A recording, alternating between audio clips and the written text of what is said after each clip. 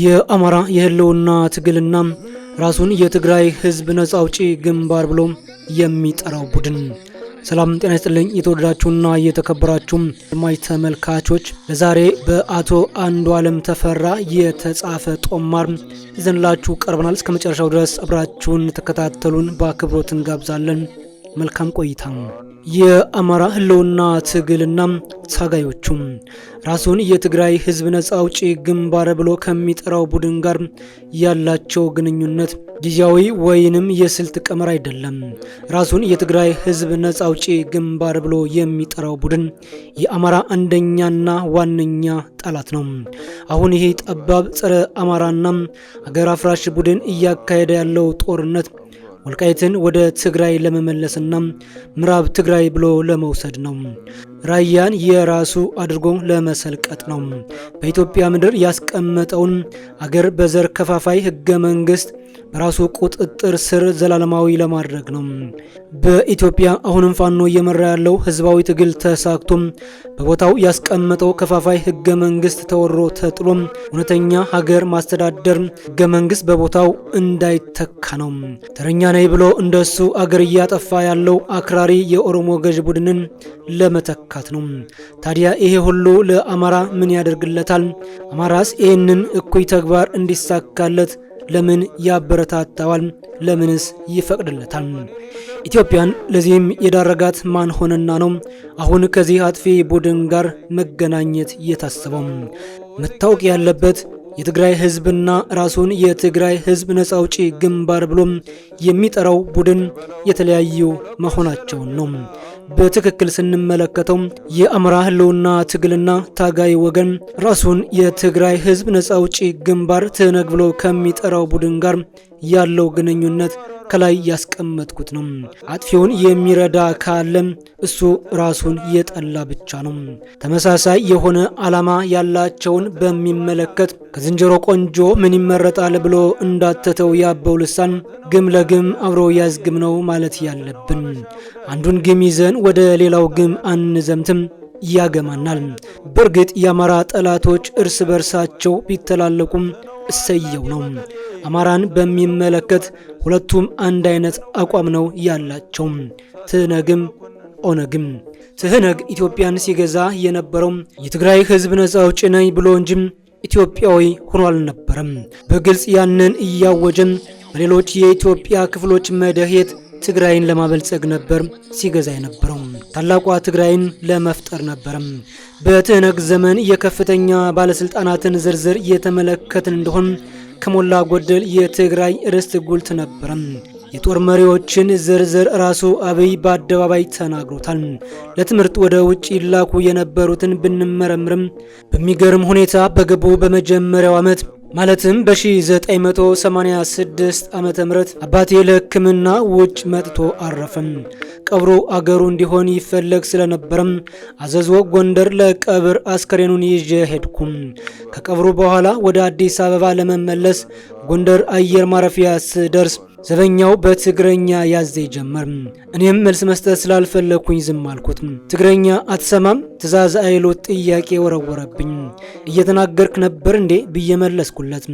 የአማራ ክልል በተባለው እንኳን ገና የገቡበትን ልብስ አይቀይሩም እኔን በገዛ መንደሬ በትግረኛ እንድናገር ፈለግም። ዘበኛውም ሆዱ ተነፋም። ያ ነው የትግራይ መንግስት ማለት። ኦነግም ራሱን የትግራይ ህዝብ ነጻ አውጪ ግንባር ነኝ ብሎም በትግሬዎች ስም አገር ሲገዛ የነበረውን ቡድን ሲጫወትበት ኦሮሞ ነኝ ብሎም በኋላም እኛ ተረኞች ነን ምናለ እኛ ብንገዛ ብሎም አወጀም። በኦሮሞነት ነው እየገዛ ያለው። ትነግ ያደረገውን በሙሉም ትግሬ የሚለውን ኦሮሞ በሚለው ለውጦ ቀጠለም። የጦር መኮንኖችን ብንቆጥር፣ የዲፕሎማሲ ግለሰቦችን ብንመለከት በትግሬዎች እግር የተተኩት ኦሮሞዎችን ነው የምናገኘው። ኦሮሚያን ለመፍጠር እንጂ ኢትዮጵያ እንድትቀጥል አይደለም ሌት ተቀን የሚሰራው። አማራ ከነኚህ መመረጥ የለበትም፣ ሁሉም አገር አጥፊዎች ናቸውና። ራሱን የትግራይ ህዝብ ነጻ አውጪ ግንባር ብሎ የሚጠራው ቡድን ታሪኩ ሌላ እሱ ስለራሱ የሚናገረው ሌላ። እኔ ሲመሰረት ጀምሮም በትክክል አውቀዋለሁ። ይህ ቡድን የሚጨበጥና ቋሚ የሆነ የፖለቲካ ግብና ዓላማ የለውም። በውስጡ ያሉ መሪዎችም ለአሁኑ ይጠቅመናል ያሉትን የሚያራምዱበት መሳሪያ ነው። ስሙን ስንት ጊዜ እንደቀየሩት መቁጠር አቁሜያለሁ። ዛሬ ተስማምቶም ነገ አላየሁትም አላውቀውም ይላል። መዋሸትና ማምታታት የሥራ መመሪያዎቹ ናቸው። ከማን ጋር ተወዳጅተው ማንን እንደወገኑ ጠንቅቄ አውቀዋለሁ። ከኤርትራ ሕዝባዊ ግንባር ሻዕቢያ ጋር ሆኖም የኤርትራ ነጻነት ግንባር ጀብሃን ሲወጉና ወደ ሱዳን ሲያባረሯቸው ከሰላ ነበርኩኝ። በውስጣቸው እንኳ መሪ ለመሆን እርስ በርሳቸው ሲበላሉ አውቃለሁ። በእርግጥ በመካከላቸው ቋሚ የሆነ ነገር ቢኖራቸው የአማራ ጥላቻቸው ብቻ ነው። ገና ሲነሱ በአማራ መቃብር ላይ የትግራይን ሪፐብሊክ እንመሰርታለን ብለው ነው። የትግራይ ተራሮች የአማራ መቀበሪያ ናቸው ብለው ሲዘፍኑ በየቦታው ተገኝቼ ሰምቻለሁ። ተከዜን ተሻግረው ወልቃይት ሲገቡም በቦታው ነበርኩኝ። ያን ጊዜ ከዛሬ ጀምሮ እናንተ ትግሬዎች ናችሁ፣ አማራ መጥቶ ነው ማንነታችሁን የነጠቃችሁ፣ ካሁን በኋላ አቤቱታችሁን በትግረኛ ጽፋችሁ ለኛ ታቀርባላችሁ፣ በትግረኛ ብቻ ነው የምታለቅሱትና የምትጽፉት የሚል አዋጅ አዲረመት ገበያው ላይ ሲያውጅ በቅርብ ርቀት ላይ ነበርኩኝ። ከገበያው የተመለሱትም ይህንን ነግረውኛል። ይህ ቡድን ኢትዮጵያን ለማጥፋት የተተከለ መርዝ ነው። የነካውን ሁሉ ይበክላል። ኢትዮጵያንና ኢትዮጵያውያንን ለዚህ ያበቃው ይሄ ቡድን ነው። እርስ በርሱ የሚባላ ሌላው ይተርፋል ብሎ ማመን የዋህነት ጥጉ ነው። የአማራ ህልውና ትግል የተወሳሰቡና የተቆላለፉ ጉዳዮች አሉት። በአጠቃላይ ህዝባዊ ትግል ውጣ ውረዶች ብዙ ናቸው። ሆኖም ግን መሰረታዊ የተባሉ እውነታዎች ምን ጊዜም ገዥ ናቸው። በትክክል የቻይና ኮሚኒስት ፓርቲ ከኮሚኒንታን ጋር ጊዜያዊ ትብብር አድርጓል። ያንን ያደረገው በመካከላቸው ያለው ልዩነት ተቀርፎ ሳይሆን አገራጥፊና ሁለቱንም አደጋ ላይ የሚጥል ጠላት የጃፓን ወራሪ ኃይል በሁለቱም ላይ ስለመጣባቸው ነበር። የምዕራባውያን መሪዎች ለኛም ባተረፉልን የነሱ የሁለተኛው ዓለም ጦርነት ከስታሊን ጋር ሽርክና ፈጥረው ነበር። ያም የሆነው ሂትለር ሁለቱንም አጥፊ ኃይል ስለሆነባቸው ነበር። እኛም አሁን አብይ ደብረ ጽዮንን ቢያጠፋም ወይንም ደብረ ጽዮን አብይን ቢያጠፋም ምንም የምናዝንበት ነገር የለንም። በእርግጥ ሁለቱንም ቢጠፉ እንወዳለን። ያም ካልሆነ አንዱ አንዱን ቢያጠፋም ለኛ ልዩነት የለውም። እናም ከማናቸውም ዝምድና ማድረግ የነገ መታረጃችንን መሳል ይሆናልና እነዚህ ሁለቱ ከኛ አንጻር ሲታዩ በመካከላቸው ያለው አንድነት በመካከላቸው ካለው ልዩነት በጣም ያነሰ ነው። የስልጣን ጉዳይ እንጂ የአገር አገዛዝ፣ የህገ መንግስት፣ የክልል አወቃቀር፣ የሙስና፣ የአድሎ፣ የጸረ አማራና የጸረ ኢትዮጵያዊነት ልዩነት የላቸውም። እኔ ኮርቻ ላይ ልቀመጥ የለም እኔ ልቀመጥ ብቻ ነው ልዩነታቸው። ይሄ ትኋኒ ብላህ ወይንስ ያኛው ብሎ ለሚጠይቀኝ ሁሉም ይቅሩብኝ ነው መልሴም። አማራ የትምህርት እድል እንዳያገኝ በሁለቱም ጊዜ ወደ ውጭ ለትምህርት የመላክ እድሉ ጠባብ ነበረም። ተሹሞ ወደ ውጭ አገር የመላክ እድል ወለል ላይ ተነጥፏል። የትግራይ መንግስት ነበረም። ቀጥሎም የኦሮሞ መንግስት ተተክቷል። ይህንን ሀቅ የማያ ኢትዮጵያዊነቱን እጠራጠራለሁ። ይህም ብቻ አይደለም። ሁለቱም አመሰራረታቸውና የውጭ አጋሮቻቸውን እንመልከት። አገራችንን ለማፍረስ ከሚጥሩ የጎረቤትና የሩቅ አገር ተንኮለኞች ጋር የተሳሰሩ ናቸው። እንግሊዞች አጼ ቴዎድሮስን ሊያጠቁ ሲመጡም ደጃዝማች በዝብዝን አስታጥቀው ነበር። ከዚያ ጊዜ ተያይዞ የመጣም ጸረ አማራና ጸረ ኢትዮጵያ አመለካከት አለ።